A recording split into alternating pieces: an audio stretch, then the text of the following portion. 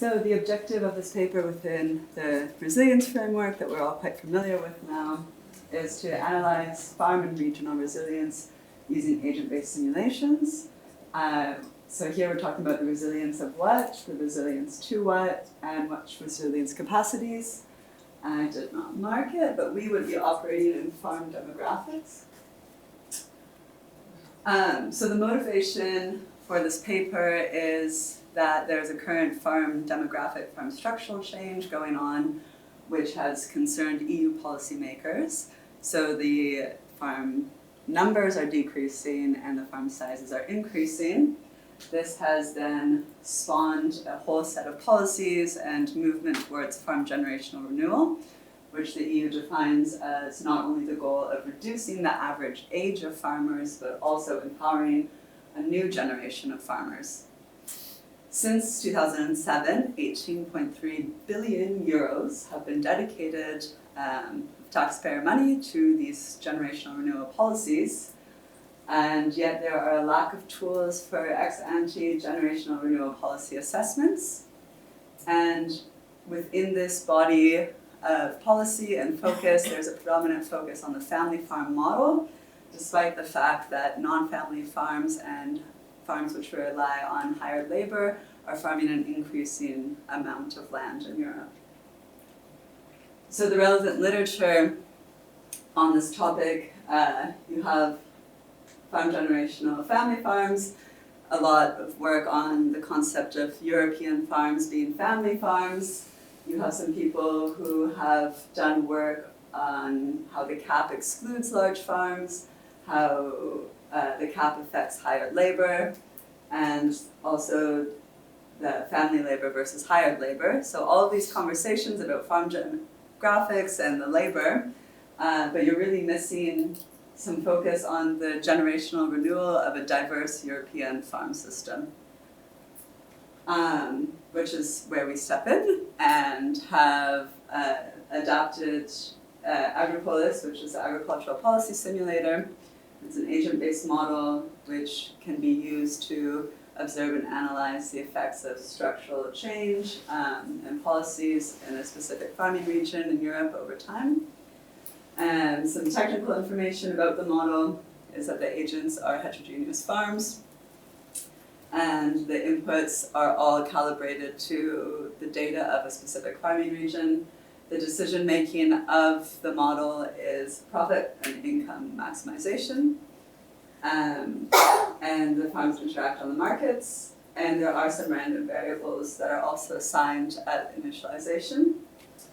So to give you kind of a better concept of how this works, at initialization you have the random variables which have been assigned, and then it starts. So each farm, this is the agent's decision-making process flow, where you have they make decisions on the land run to market. The outcomes of that are then going to influence their investment decisions, and the investments are stable as machinery, and those investments therefore determine their production decisions. Production happens, and then the annual accountancy. This takes us to the farm future box. If the farm is no longer able to operate due to financial reasons, it exits. If it's still all right, it goes on to the question of, is generational change supposed to take place? If yes, is there a successor? If there's no successor, the farm exits. If there is a successor, are the opportunity costs too high for the successor to take over? Which is then, could they be earning more money off farm? If the answer is no, they continue, and you start back for the next iteration. So we've calibrated this to the Altmark in Germany, which is about where the red dot lies. This was an ideal case study for the heterogeneous farms. You have the very large corporate farms from the former East Germany. You also have some of the smaller family farms, and it's quite diverse in what they're farming. This region is highly dependent on qualified hired labor. They are also undergoing quite extreme demographic changes that you see across Europe, and also particularly with regional exodus. In order to help us understand what's going on in the Altmark better, we held focus groups in November 2018. You had a spectrum of participants, all who were very qualified to speak about farm succession at the corporate level, at the family farm level, and overall in the region. And there's about 1 hour per topic and 4 topics.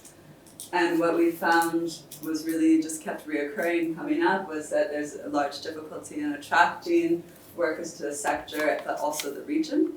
And those low pay, the increasing demand for skilled workers to match the increase in technology, and outward migration affects not only family farms, but also hired labor.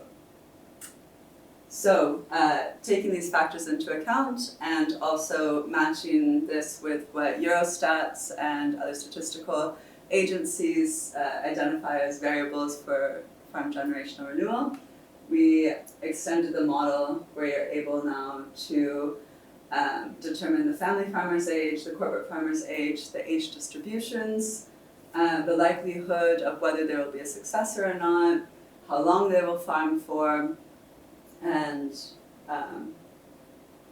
and if now they don't have a successor, they can farm longer. And you're able to then calibrate this to each region that you use based on Eurostat data, or if you have something more specific as well. So in the paper we ran 3 simulations. You have your reference scenario, which was the core version of the model. In that model, or in this version, you have 100% successor. You have a normal distribution of manager ages. There's no difference in corporate farm, family farm distribution, and generational changes at 25 years. You also, the farm wages increase at a lesser rate than off-farm wages. The wage scenario, which is intended to simulate a more extreme wage scenario of what if farms actually had to pay what off-farm employers are paying. So you're matching then the 2.7% annual increase. And the demographic scenario is the extension that I had just referred to. Some descriptive statistics of what happened in these simulations. And to preface, each scenario was run 100 times to account for the random initializations. And so we have in the number of farms, it's quite clear that the demographics would go down because you have said in the demographics 25% of farmers will not have a successor. So that's no surprise. And the rest stay about the same and develop. And this is something we discussed a little bit the other day, but what's quite interesting is what happens actually in the operational status. So if you think back to this flow chart of the decision making, in the demographic scenario, you actually have less farms that are close to opportunity cost of generational change, and parts of those farms move, or parts of farms that move down because of lack of successor. You have a lot of movement going on there, but overall, you're not seeing a massive difference, even with the 25% less, you're not seeing a massive difference in the farms that are closing overall, or 25% without a successor. And the hot topic in European farming is farms by size class, what happens to the small, medium, large farms. And so here in the demographic scenario, you can see that there is a slight increase actually in the small farms. And that goes back to what we discussed, is that it's most likely that these farms are able to be a bit more competitive on the land market, grow in size a bit, and maximize their incomes. The workers in the region, you see in the wage scenario, it takes quite a bit of time before the workers are actually going down to the point where you think maybe it's not such a big deal. And the demographics in the reference scenario, even with less farms, you still need the same amount of workers, which you then see in the workers per farm, that in the demographic scenario, you actually then have more hired labor per farm. Projection choices,